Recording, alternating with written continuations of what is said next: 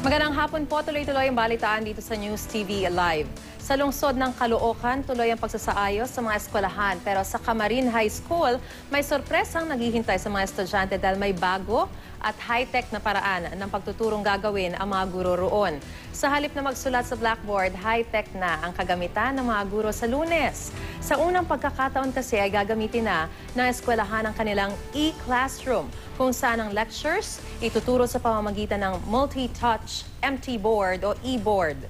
Ang math, science at English ay tuturo gamit ang smart technology kung saan naka-download na sa computer ang mga ito.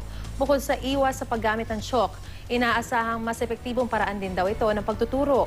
Mayroong 4 na e-classroom sa Camarin High School na magagamit sa lahat ng antas. Yun nga lang dahil mahigit 8,000 ang populasyon ng eskwelahan, kailangan daw i-schedule ng maayos para makagamit ng e-classrooms ang lahat ng antas.